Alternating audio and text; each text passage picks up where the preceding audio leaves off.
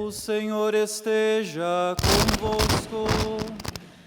Ele está no meio de nós. Proclamação do Evangelho de Jesus Cristo, segundo João.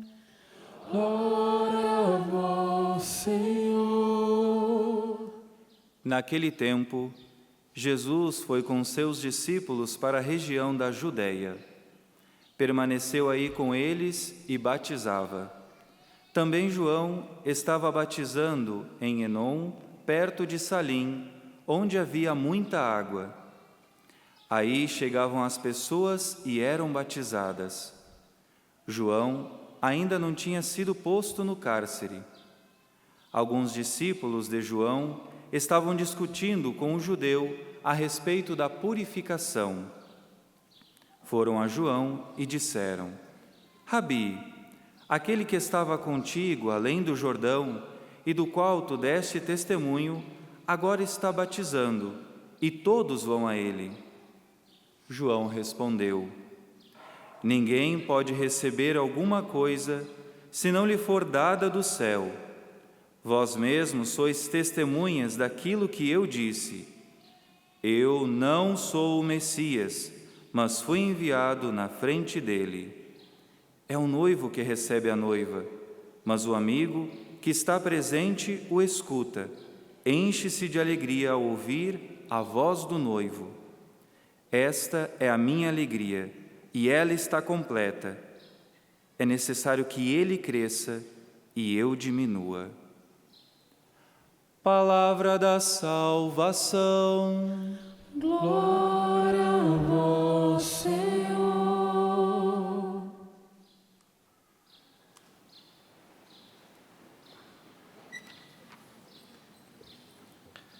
Caríssimos irmãos e irmãs, nós temos a alegria de nos reunirmos em torno deste altar, nesta missa dentro do acampamento do Revolução Jesus, e nós aprendemos do nosso pai fundador, Padre Jonas Abib, que a liturgia ela é o carro-chefe, e diante daquilo que a igreja nos presenteia, nós podemos receber o que Deus quer para o povo que nos visita, para nós que celebramos, para nós que estamos envolvidos no mistério de Deus.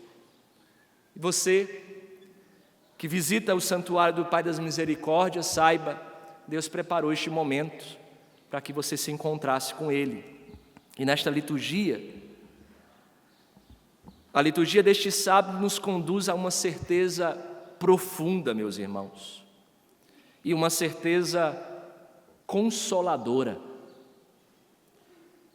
A certeza é que a nossa alegria está na amizade com Jesus. A certeza é que a alegria cristã nasce de um relacionamento de intimidade. Veja, na amizade. Por isso, nós precisamos primeiro saber o que é amizade. A amizade não é qualquer coisa. A amizade não está pautada no interesse. Eu não posso ser amigo de alguém se este alguém só tem algo para me dar. Na amizade, há reciprocidade. Não há amizade sem reciprocidade, sem caminho de mão dupla. Na amizade, há lugar seguro, onde eu posso depositar os meus segredos. É por isso que nosso Senhor vai nos ensinar a qualidade de uma amizade. Por isso, não chame qualquer um de amigo, viu? No tempo do Facebook, eu acho que ainda existe Facebook, né? Qualquer pessoa que você via passando pela rua, você adicionava como amigo, às ventas dele, como diz lá no Nordeste. Para que você diga que alguém é seu amigo, é necessário muito tempo. Porque os amigos revelam segredos, e prova disso é no Evangelho de São João, no capítulo 15, naquela cena da Santa Ceia, sabe? Quando Jesus vai fazer o discurso de despedida, Quando Jesus ordena os primeiros sacerdotes, quando lava os pés uns dos outros, e quando Judas estava dentro da sala, ele não tratou os discípulos de outro termo a não ser servo. A partir do momento que Judas sai da sala, nosso Senhor classifica aqueles que ficam não mais como servo, mas como amigo. Já não vos chamo servo, mas amigo. Por isso, a amizade é um relacionamento. E aqui está a verdadeira alegria. A alegria está na amizade com Jesus, na certeza de que nós pertencemos a Ele. E para fechar, ou melhor, para iniciar, São João, na primeira carta, ao concluir a sua carta, ele faz algo muito importante. E aqui, ele termina a carta com 3 afirmações, que pode ser o itinerário para a nossa amizade. 3 afirmações claras, 3 afirmações fortes, 3 afirmações cheias de certeza, quase como uns pilares da nossa fé, para que os cristãos não vivam na dúvida, nem na confusão do que é ser amigo de Jesus. Primeiro, a certeza de quem nasceu de Deus. A primeira afirmação é quando nós escutamos no versículo 18 do capítulo 5 da primeira carta de São João: sabemos que todo aquele que nasceu de Deus não peca, mas o nascido de Deus o guarda, e o maligno não pode tocar. O que é isso? São João aqui não está dizendo, meus irmãos, que o cristão nunca cai, que o cristão não peca, senão ele seria um mentiroso. Ele não está dizendo aqui que nós não somos causadores de queda de alguém, mas o que ele afirma é algo muito mais profundo. Ele diz que quem nasceu verdadeiramente de Deus, quem se encontrou com Jesus e teve uma revolução, quem esbarrou com Ele e mudou a sua vida, quem foi capaz de ser encontrado por Jesus e nascido nele, não vive mais sob o domínio do pecado. O pecado não tem mais a preferência. É por isso que é necessário sempre catequizar os amigos de Jesus e dizer que o cristão católico que se encontrou com Jesus não pode aderir pecado mortal. Ele não pode viver numa vida dupla, neste pecado que mata, como vai nos afirmar São João. O pecado grave, aquele que nos conduz à morte, como vai dizer a primeira leitura, não pode ser um estado habitual de quem vive uma amizade com Deus. E aí você me pergunta: mas padre, o que é mesmo pecado grave? O pecado grave é um pecado contra os 10 mandamentos. O pecado grave é o pecado contra a igreja. Por isso, jovem católico, que a sua missa é na hora do seu time de futebol aparecer na televisão, e você não vai na missa no domingo, porque você quer ver o seu artilheiro fazer gol. Eu ia dizer o Flamengo, mas pode ser que você não seja flamenguista. O Mengão, e falta a missa no domingo, é pecado grave. Grave. E o pecado grave rompe a sua amizade com Deus. O pecado grave é como se fosse o seguinte: eu vou fazer uma analogia para você. Quando você foi batizado, a Trindade Santa começou a habitar dentro de você, aquilo que a igreja chama de inabitação trinitária, ou seja, dentro de você mora 3 pessoas, o Pai, o Filho e o Espírito Santo. Quando você está em estado de graça, estas pessoas, a Trindade, age na sua vida. Quando você fala, não é você que fala, é a Trindade que fala em você. Quando você toca alguém, quando você abraça alguém, é a Trindade que faz em você. A partir do pecado mortal, a Trindade continua habitando dentro de você, mas veja, analogia, tá? É como se você atasse as mãos da Trindade, e a Trindade não faz mais nada na sua vida. É como se você escolhesse viver a partir da sua força, da sua vontade própria. É como se você escolhesse viver a partir do seu gostinho e da sua segurança. Por isso, pecado grave não se brinca. Diante do pecado mortal, o cristão precisa romper imediatamente. Pecado contra a castidade é pecado grave. Masturbação é pecado grave. Se algum sacerdote, Deus o tenha, disse para você que masturbação faz parte da juventude, que não é pecado grave, eu preciso olhar nos seus olhos, jovem, e dizer: masturbação é pecado grave. Você não foi feito apenas de prazeres momentâneos. Pornografia é pecado grave. Rompe a amizade com Deus, sabe por quê? Porque aquela pessoa que você está vendo nua, fazendo alguma coisa, ela tem uma alma e custou um alto preço. O sangue de Jesus. Pecado grave precisa ser rompido. E São Felipe Neri nos ensina, diante do pecado contra a castidade, só vence, é uma condição, só vence quem foge. Então não brinque, tá? Desconfie de você mesmo. Eu não ia falar isso, mas eu vou falar.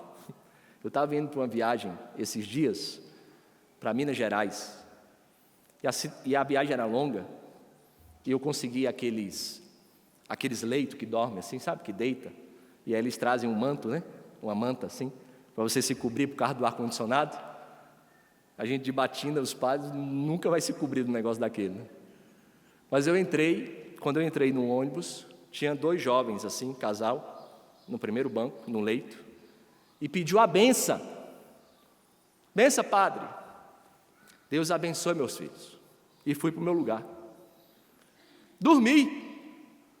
A viagem era muito longa. Num determinado momento, eu não vi o que tinha acontecido lá na frente, mas o motorista veio e ficou procurando alguma coisa, e perguntou para a gente assim: pessoal, vocês viram por acaso as 2 mantas que estavam aqui neste banco, com aquele casal? Ninguém tinha visto. O que aconteceu? O casal que pediu a benção ao padre levou a manta que não era dele. Isso não é para brincar não, gente. Isso é pecado contra o 7º mandamento, não furtar. Não era dele. Não estava incluso num pagamento da passagem. É pecado grave. É pecado mortal. Mas, padre, é muita radicalidade. Se você quer conhecer a alegria verdadeira, essa alegria que não passa, eu preciso apresentar para você a radicalidade de ser amigo de alguém. E este amigo preenche o vazio do seu coração ao ponto de nada mais faltar, ao ponto de não ter mais crise nenhuma. Por isso, a certeza de quem nasceu de Deus não vive no pecado, ou seja, o pecado grave rompe a amizade. O pecado grave precisa de confessionário, tá? É no confessionário arrependido que a Trindade vai desatar os seus braços. Que eu não seja herege, meu Deus, fazendo essa analogia. A Trindade vai voltar a agir em você. E aquilo que não frutifica é porque, infelizmente, você não está sendo fiel. Rompa com o pecado. É por isso que no pecado grave você não pode aproximar da fila da comunhão, porque você não está digno de receber aquele que é o remédio, sim, é o remédio dos fracos, sim, mas que você não tem estrutura interior se você não estiver preparado. Você não vai aguentar. Por isso rompa. Segunda afirmação que as horas estão contando: misericórdia. São João vai dizer: não pertencemos ao mundo, nós pertencemos a Deus. Sabemos que somos de Deus e que o mundo inteiro está sob o poder do maligno. Meus irmãos, aqui o apóstolo São João estabelece uma distinção radical entre Deus e o mundo. Deus e o mundo são realidades opostas e inconciliáveis, não no sentido da criação. Nós estamos no mundo, nós não saímos do mundo, mas nós não pertencemos ao mundo no sentido do sistema que o padre Jonas tantas vezes pregou na Canção Nova. Sistema do mundo, sistema de Deus. Você não escuta qualquer coisa, jovem. A sua playlist, o seu YouTube não pode ter qualquer coisa. Você não faz parte deste mundo. Você precisa romper com as seduções do mal. Você precisa fazer com que esta amizade, quem vive a amizade com Jesus, não pode ter um coração dividido. Esta é uma condição do seguimento do Cristo. Nosso Senhor só trabalha com corações indissolúveis, indivisíveis. É só Ele que precisa ocupar o seu espaço, porque automaticamente, se você não alimenta de Deus, automaticamente você está alimentando daquilo que é contrário dele. Se você não alimenta da pureza, automaticamente você está alimentando da impureza. Nós pertencemos a Deus, ou nós pertencemos a Deus, ou nos deixamos seduzir pelo mundo. E isso precisa ser claro. Terceira afirmação.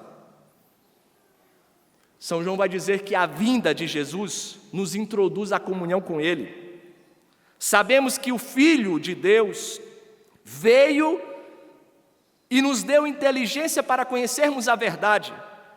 A vinda de Jesus, Ele tocou a história do homem, Ele tocou a humanidade do homem.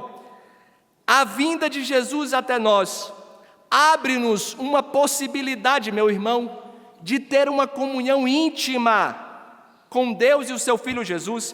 Ele não veio apenas para ensinar, Ele não veio apenas para passar um tempo e nos curar, Ele veio para inserir uma relação viva, de intimidade, de constante relação.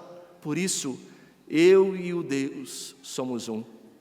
Santa Elizabeth da Trindade, quando ela vai falar da inabitação trinitária, quando ela diz assim: quando eu descobri que um ser que se chama amor habita dentro de mim, antecipou o meu céu. Eu já não vivo mais na terra, eu vivo no céu. Tudo o que eu faço com Ele. É como se ela dissesse assim: ó, sou eu e Ele, eles e eu não sei mais viver de outra forma a não ser com eles. Por isso, meus irmãos, eu preciso dizer para vocês com muita delicadeza, o que João Batista fez no Evangelho de hoje, é exatamente isso que vemos nesse Evangelho. Essas três afirmações na certeza de uma vida concreta. A resposta de João Batista revela um princípio fundamental de toda a vida e toda a amizade. Ninguém pode receber alguma coisa se não lhe for dada do céu. Meus irmãos, na história da salvação, ninguém se apropria de missão. A missão não é direito seu. O chamado quem faz é Ele. Você só responde. E tudo é um dom. Eu tenho pouco mais de 3 anos, 6 meses e alguns dias de padre. E eu preciso dizer para vocês com muita sinceridade, o sacerdócio não pertence a mim. Não é meu. Eu não tenho direito. Eu não sou merecedor desse ministério. Tudo é dom, tudo é graça. João reconhece claramente que a sua missão vem de Deus e que Jesus é superior a ele, ao ponto de dizer: eu não sou o Cristo, mas eu fui enviado por Ele para preparar um caminho para Ele.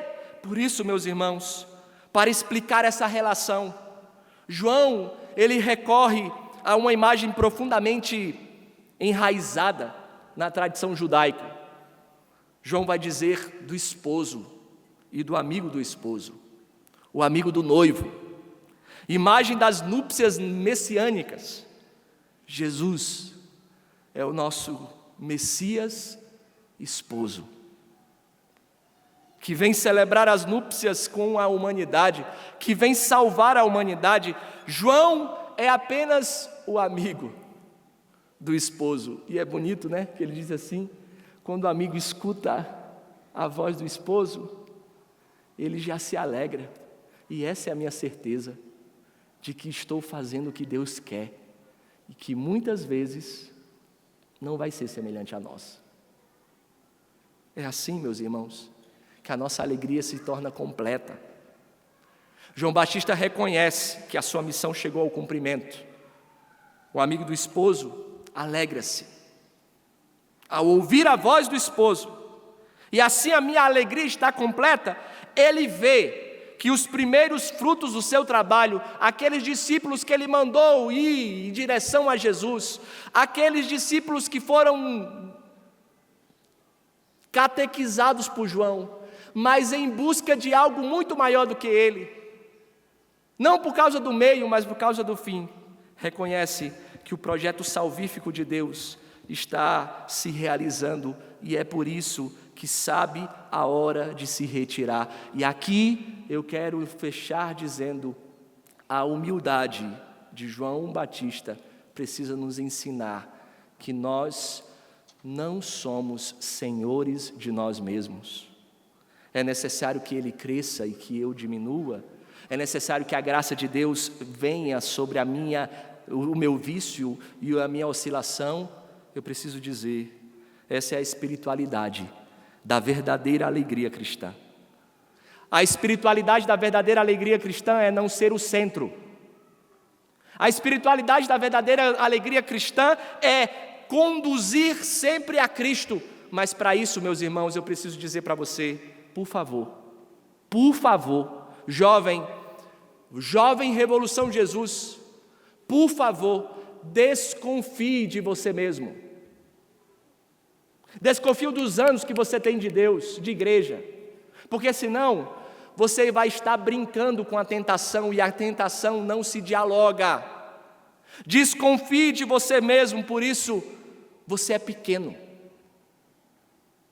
você é frágil, você é fraco. Sem a graça de Deus nós não conseguimos nada. Nós somos dependentes dele, mas nós somos dependentes de um amor que não nos julga por aquilo que nós fizemos de errado.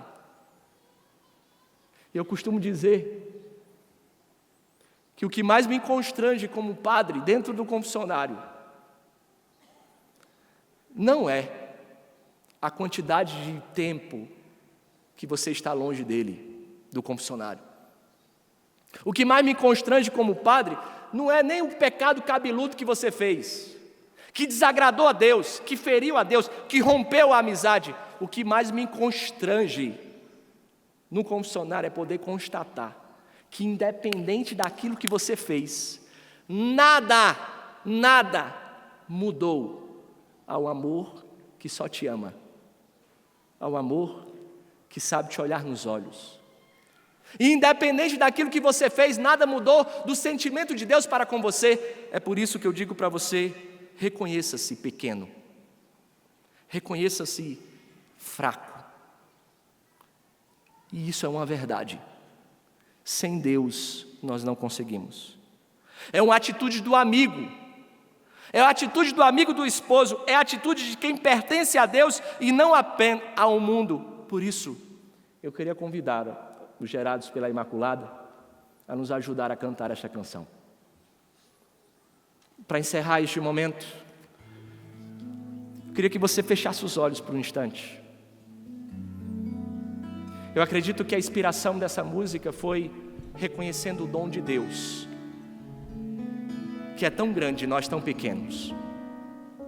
Diante da vocação que Deus nos deu, diante do chamado que Deus nos faz, parece que é um monstro que vai nos devorar, mas este monstro tem um nome. Este monstro é consumido por corações verdadeiros, sinceros, que sabe que precisa da graça, que sabe que não consegue viver fora da graça, que sabe que todas as vezes que fugiu de Deus, que se afastou de Deus, se feriu e feriu as pessoas que você mais ama. É por isso, meus irmãos, que nós não somos autossuficientes. Nós somos a ovelha que redimiu. Nós somos sim imperfeitos, mas nós somos perfeitos nele.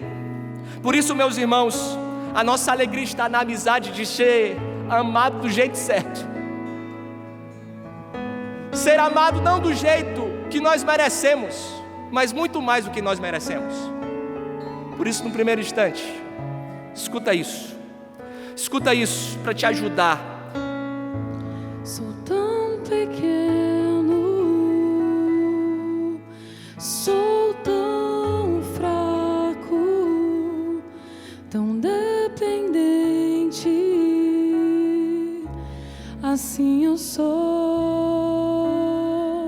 seu coração. Sou tão pequeno. Escuta isso. Escuta com todo o Sou coração. tão fraco, Tão dependente. tão dependente.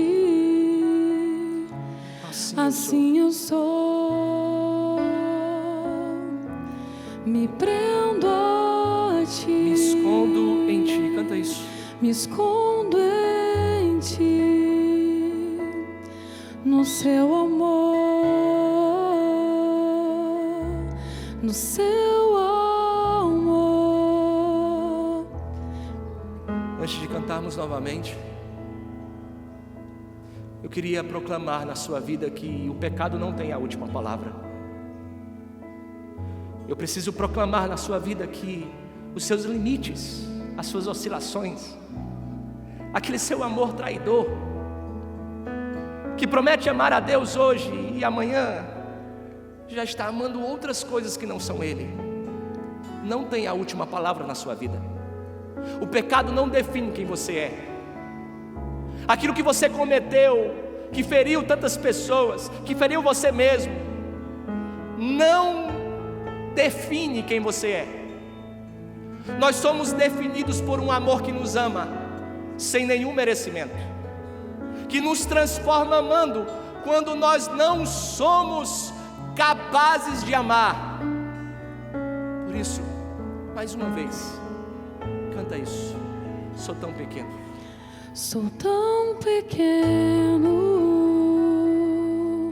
sou tão fraco, tão dependente.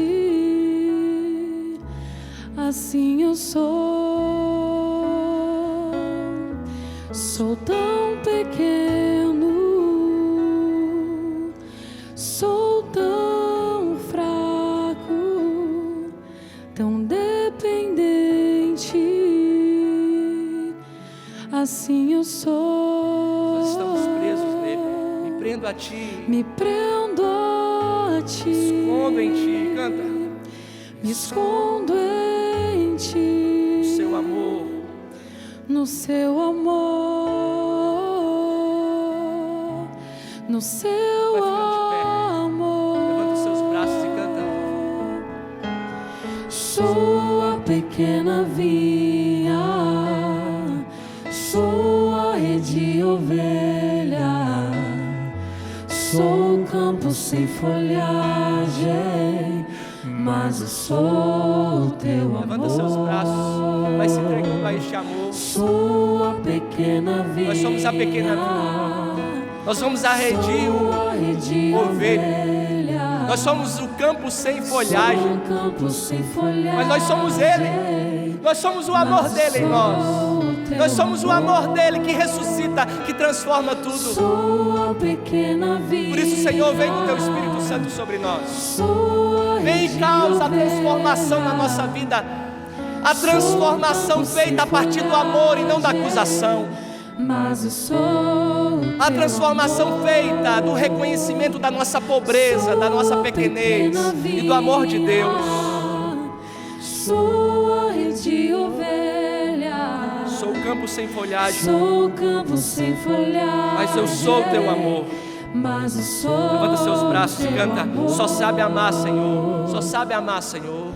Só sabe amar, Senhor.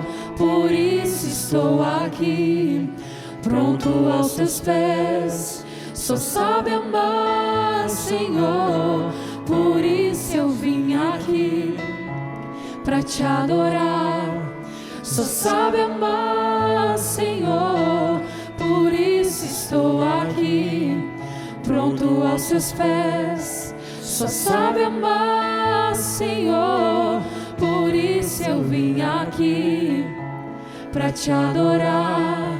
Só sabe amar, porque o amor incomparável és tu, Senhor. Só sabe amar, porque o amor incomparável és tu, Senhor. Só sabe amar, porque o amor incomparável és tu, Senhor. Só sabe amar, vai se entregando a este amor. E vai pedindo a Deus a força do Espírito Santo sobre você. Vai soltando a sua voz na linguagem dos anjos. Vai soltando a sua voz e vai deixando que Ele faça dentro de você.